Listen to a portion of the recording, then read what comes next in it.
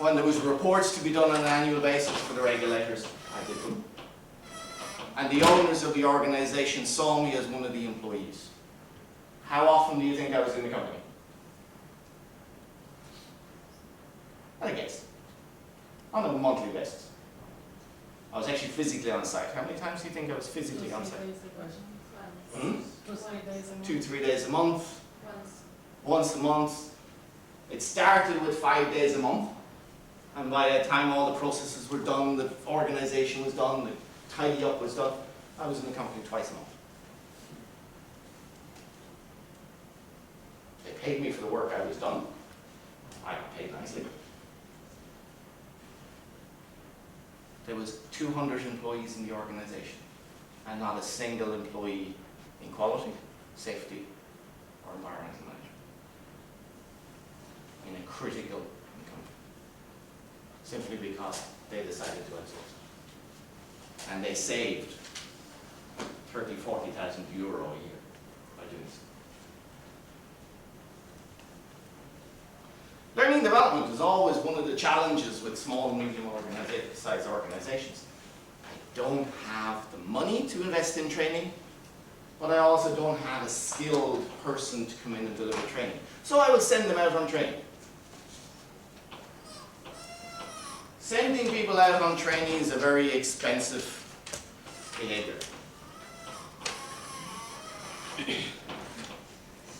Really well said. Sending people out on training is very expensive, especially in this country. How much on average does a course cost? 1,000. What was the word used after that? On average, it can be up to $2,000 a day to have one person go on a training course in this country. Is that of value to your small, medium enterprise? Yes and no. Can you hire someone to come in and give her a specialized training for 10 people for that $2,000 a day? Yes. It's about managing your expectations and managing in such a way that you can get this done.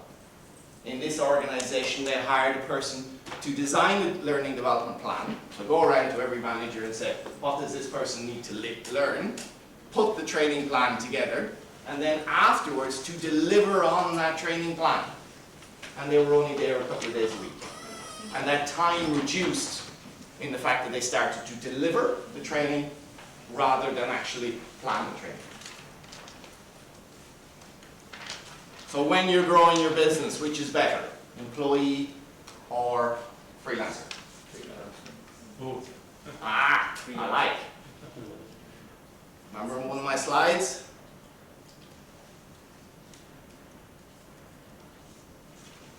Depends what's right for your business. What is the need? The most important thing is, what is my need? What do I need to get out of it? What do I want out of this person? That's your first step. Rather than saying, I need an employee.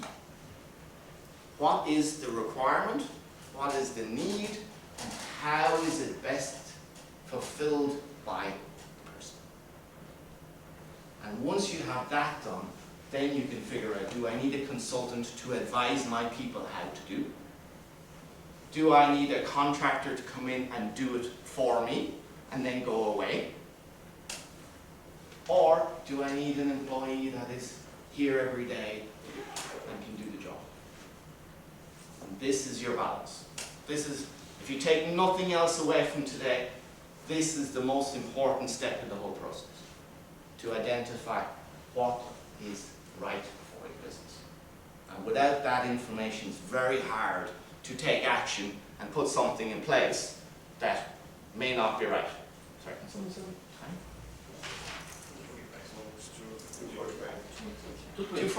2:45. No, you were late. You can't count. I already saw 2:33 a couple of minutes ago, so I couldn't make it. Okay, so this is one of the most important things. And if you take nothing away from today, that's the most important. And if you're a freelancer or a consultant, to understand that this is an option to companies. I was rang yesterday, I was asked for a quality and continuous improvement manager. And I went, yep, sure, I can do that job for you. How much is your budget? 25,000. And I went, I know 3 guys in the country that I could recommend that will do the job spectacularly at that rate. But none of them want to move. You would struggle to find someone.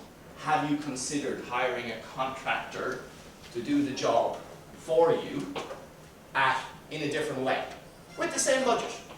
So use that 25,000 to do the job rather than trying to find a person at 25,000.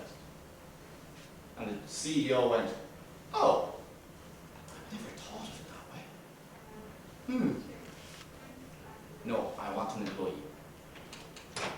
But at least he went through this process, recognized the difference, and said he wanted an employee. So it's vital for us as people in the country, if we're doing freelance work or doing consultancy work, to help educate the industry that there is a lot of professionals that are available in the country that can do the job for you on a freelance basis. Any final questions, statements? One thing you have to be careful, there's a lot of consultants or freelancers, but you have to pick the right one. You have to have a system, how you can integrate them or audit them before you can. Even though they have big names, large names, they don't come and go by the name. That's the biggest mistake. You have to really know what their caliber, what their success rate, who they are before you are. I can't say it strong enough that there is a lot of semi-professional people pretending to be professional people out there. And it's not just here, it's everywhere. Always vet the person you're taking on, whether it's for a contract, whether it's a full-time employment, that goes without saying. But do put a process in place and put a process in to manage it. And it's also very important to recognize as a contractor, you need to have them act as an employee. So carrying cards, having business cards, having email addresses, integrate them into your organization. Just a quick one. Can you just tell me the difference between when you hire an employee and you give them the sponsorship versus just giving them the labor card and not giving them the sponsorship? The labor card essentially is your work permit, Yes. where they're sponsored by a spouse, shall we say. Okay? You have to have both, either a sponsorship and a labor card in this country, as an employee. If you are a consultant or freelancer, you also have a labor card? If you're the owner of the license. If you're the owner of the license, you have a trade license and labor card basis. So I hired someone that's on the husband visa, continues to be on the husband visa. We're just giving them a labor card. That's fine. That's fine. So that technically I'm not the sponsor. No, you don't have to be the sponsor. You have to have a work permit. Their husband is their sponsor. Yeah, but in case industry between you and her, This, she will go to the labor court. Is this industry specific? If you have No. anything against her, you can go to The UAE labor law, But not like 1980, and with amendments, and it's one document, and it is the only document for labor law, and in there to say very clearly, everyone in the UAE must have a work permit. Actually says all non-UAE nationals must have a work permit. How about a consultant having a company registered in other states free zone? Other countries or other, I mean, other UAE, other states. that's fine. It's a UAE license. How are the contracts? Like for example, employee, you have to have a labor contract. If he's a contractor, you're hired for example 6 months. Do you have that just in the labor law, or it's just? It's a contract. I pay you to do this for me. If you don't do this, this is the consequence. What do you Same as buying a Because buying a bottle of water. area, because It's I a asked. company to company. It's a company to company. I asked a labor lawyer. He said that they changed recently. If it's labor supply, you have to get a decision. Labor supply is different. That's what we were talking about back there. Or even contractor, at times, depends on the field you are in, you have to get a decision. That's why. I haven't come across that yet. Anything else? Because I'm eager to finish on time. I'm a quality safety guy. I have to finish on time. That's why it's still 2:30. Smart. Remember, I'm also a consultant, so I get paid by the minute. They're paying you, not us. Today,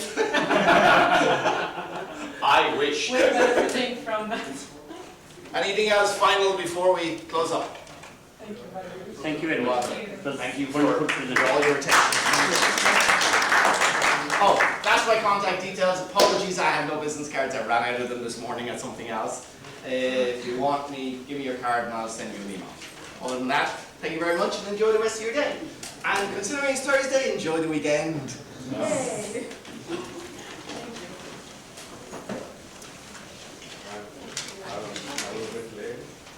Thank you. I travel from Dubai to Melbourne or Melbourne to Dubai. There are direct flights, many, but I fly Singapore Airlines because it's Singapore Airlines goes from Melbourne to Dubai, then from Singapore to Melbourne to Dubai. There's a stopover, and obviously a few hours. But the reason I fly Singapore Airlines is because they make good coffee, first of all. Yeah. Month after month, flight after flight, doesn't matter which time of the day you travel or which month you travel, the coffee is awesome. But there's another special thing about this. What is your name, man? Rania? Thank you. When they come with the coffee, Rania, they will come and, because you're a passenger seat, they will come down on your level, first of all. And they will offer you the coffee, but they'll give you this beautiful smile, not just the teeth, but with their eyes. And that eyes is a direct connection to the heart. That is what we call effectiveness. People use the term efficiency and effectiveness very loosely, but to say, Rania, you said, you're giving me the book. There is what I call in customer service. What is service, by the way? Service is the ultimate desire of any human being to be of service to someone else. If I don't have that innate desire to be of wanting to serve you, we're just doing lip service. Okay, what we call transaction-based selling. Transaction-based, is very commercial. So, hotels, a lot of people, this is my customer. I used to work for one of the leading hotels in the world called the Taj Group. Leading hotels, and we went through a similar journey with that, and they used the word, instead of saying customer, which is very transaction-based, yes. Always say, you come to my home, in Sanskrit, one of the oldest languages they say, Atithi Deva Bhava, means you come to my home, you are my guest. Even if I have one morsel of food, I will share that with you. How beautiful is that? That comes from here. That is, so Rania, it will be my honor to give you a book. Please, I'll give you a hug. Okay? All good? Jalal, is that okay? Jalal is the awesome Jalal at the back, and the team. They are the ones who say, PK, get up, sit down, I just do whatever they tell me. Okay, you good with this? So what have I've already kind of got into work smarter, not harder. 21st century, show of hands, let's see how in the room, how many people are entrepreneurs? Okay. How many are corporate people? Brilliant. How many would like to have success in their life? Not exactly the case. Yeah, that's good. That's great. Thank you. You okay, man? So, that's brilliant. Okay, so what I'm going to share with you today is that regardless of whether you're an entrepreneur, you're a corporate professional, some of the things that I've gone through in my life, who believes that failure is a good thing? Who doesn't believe that failure is a good thing? Okay, great. Thank you. Now, if I was to put 10 crabs in a basket, how many? 10. Yeah, 10. Have you heard of this monster crabs? Crabs to monster, they are like coconut crabs. Big ones. If I put 10 crabs in a basket, 5 male, 5 female, from Sydney on a ship, it's an open basket. and the ship sets sail, goes to Singapore. Come to Singapore. How many crabs do you think are left in the basket? 10. All. 10. Who said 10? Who said 10? Right? None. Who said none? I remember, hear me what I'm saying. 5 female crabs and 5 male crabs. I had to make sure that I emphasized it. You didn't hear that part. Like, yeah, you good with this? 10 crabs, 5 male, 5 female. How many do you think? I don't know, what's the 15. How many? 15. Okay. Thank you very much, first of all. Thank you. Someone said 10, someone said none, 15, multiplication, all happening. Great. Which is all good. The fact remains that crabs have a very unusual kind of a characteristic, because if one tries to climb up, the other 9 says, hello, excuse me, where are you going? Come down here. Don't you think? Crabs do that. Unfortunately, sometimes the human race also have some similar tendencies. In the corporate world, we call it tall poppy syndrome. How dare you be better than me? That's what happens. And is that what we call professional jealousy? Doesn't matter, we give it different terms. Do you experience that? Anyone? Healers. What's that? We call them healers. Correct. It happens. The fact is that what unfortunately life is all about. Failure is seen as a taboo word in a lot of countries. Unfortunately, it is just part of the culture. No, you are a failure. In the US, if you go, failure is seen as a great thing. Oh, you failed many times. If you go to India, where I come from originally, oh, you're a failure. Failure is the same thing. If you're a failure, man, I don't want to talk to you.